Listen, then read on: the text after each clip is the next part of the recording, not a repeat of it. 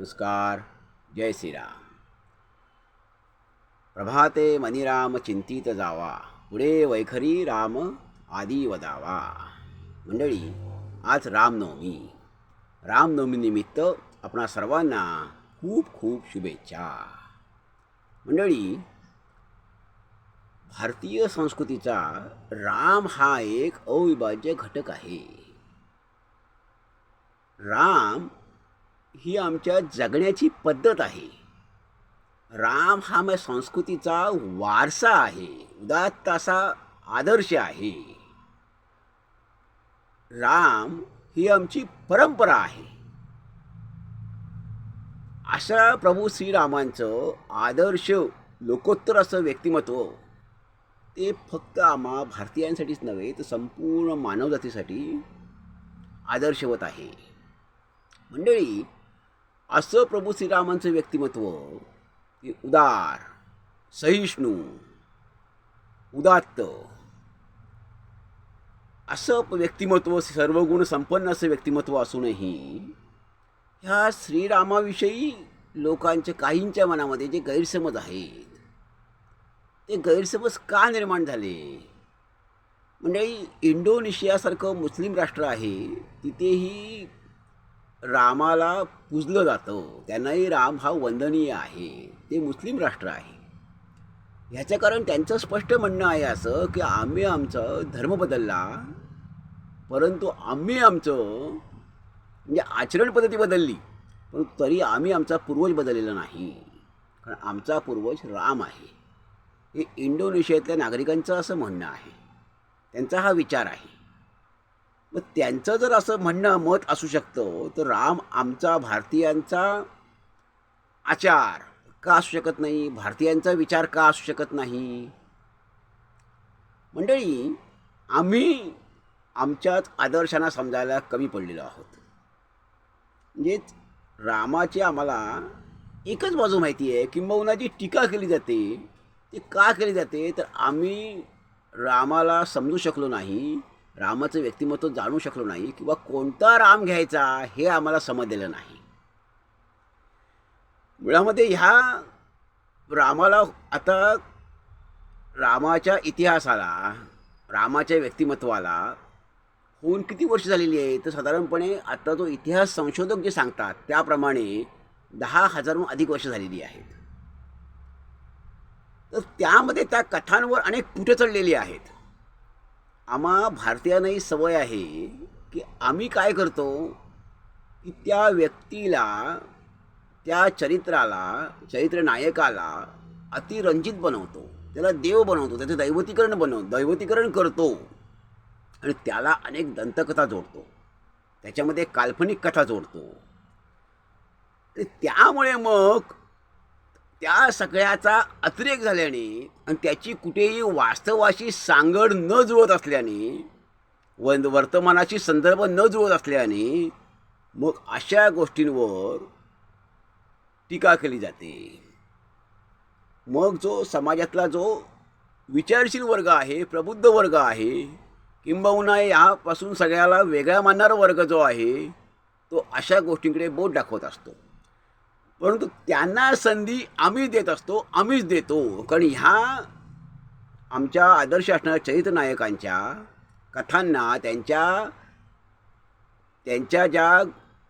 जे जीवन घडून गेलेलं आहे त्याला आम्हीच अनेक गोष्टी जोडलेल्या आहेत.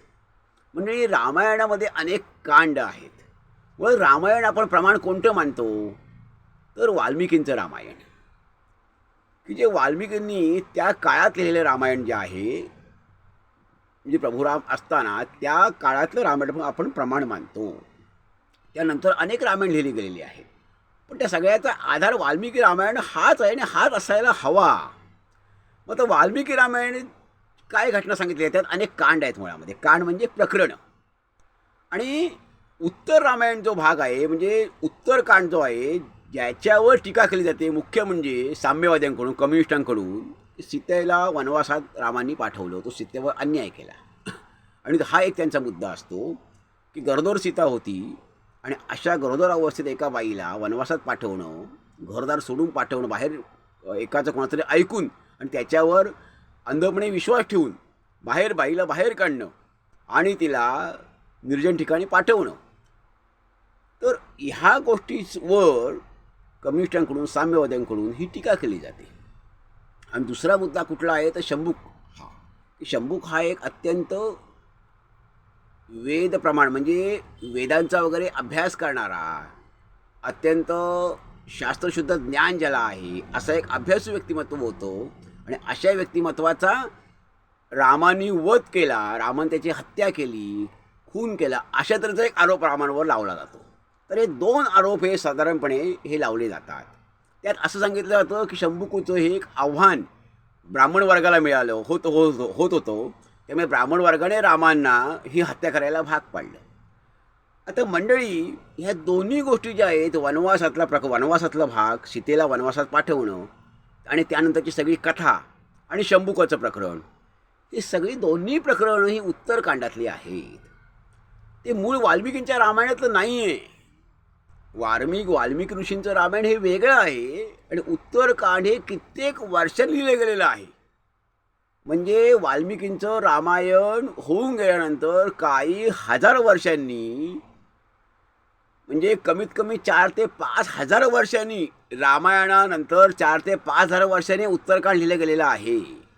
मग त्याचा मूळ कथेशी संबंध काय असणार आहे ते कुणीतरी एखाद्या हुशार व्यक्तिमत्वाने किंबहुना समाजामध्ये असा अपप्रचार, हुशार शब्द म्हणजे अशा अर्थाने आहे की विकृत मानसिकतेच्याच एखाद्या व्यक्तीने ते प्रकरण आतमध्ये घुसळलं गेलं आहे. तो प्रक्षिप्त भाग आहे की त्याचा उद्देशच आहे की समाजामध्ये अशा तऱ्हेचा संदेश जावा, चुकीचा संदेश जावा आणि जे रामाचे व्यक्तिमत्व आहे त्या व्यक्तिमत्वाला कुठेतरी डाग लागावा अशा तऱ्हेचं.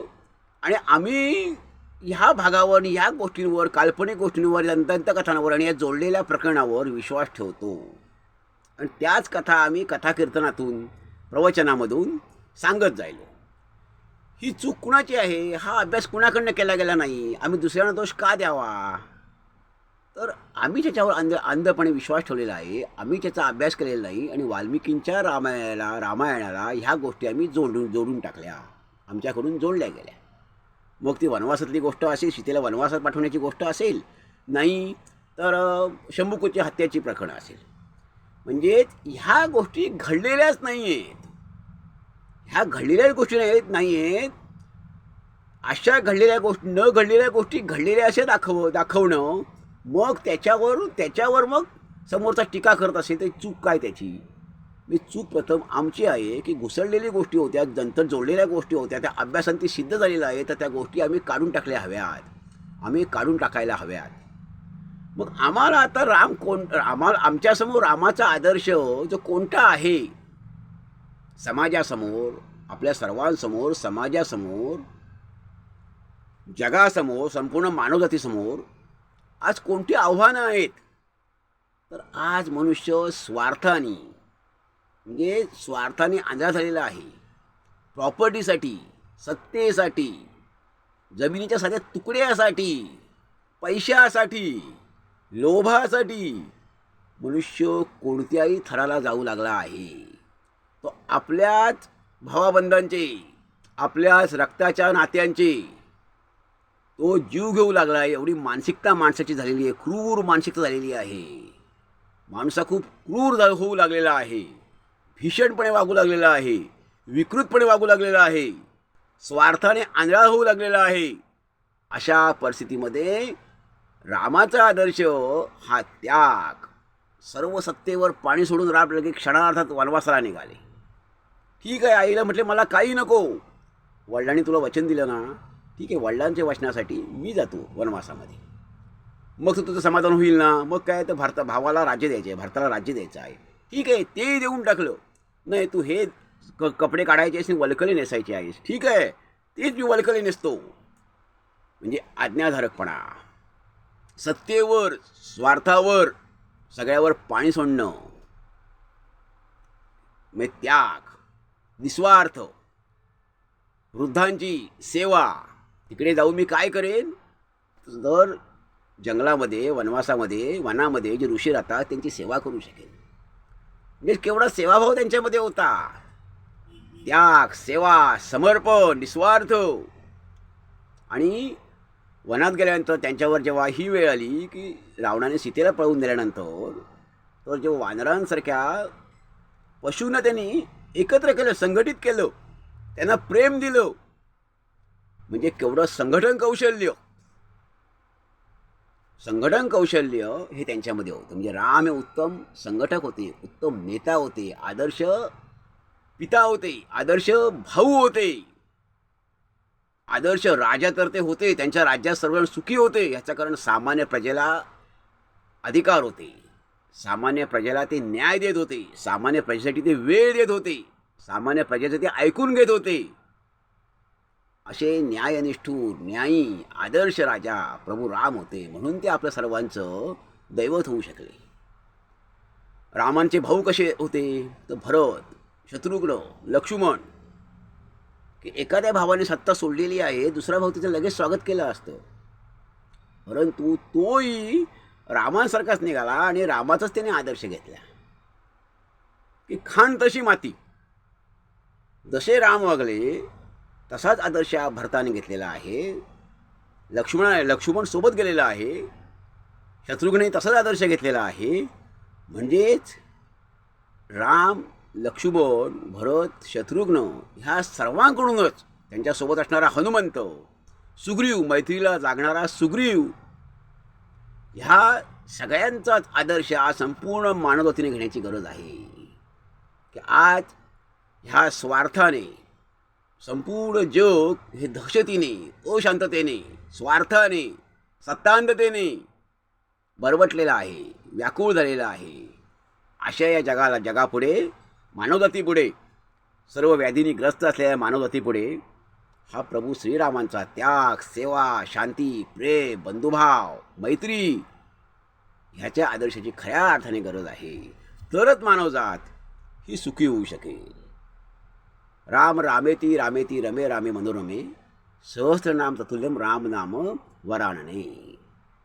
असं एक रामनाम हे विष्णूच्या 1000 नावांशी बरोबरी करणार आहे, बरोबरी साधणार आहे. त्यामुळेच त्या रामनामातून रामनाम घेतल्याने आपल्याला आनंद मिळतो, समाधान मिळतं. आपणा सर्वांच्याच आयुष्यात असं सुखसमाधान यावं अशी मी प्रभू श्रीरामांचरणी आजच्या रामनवमीनिमित्त प्रार्थना करतो. धन्यवाद. जय हिंद, जय भारत, जय श्रीराम.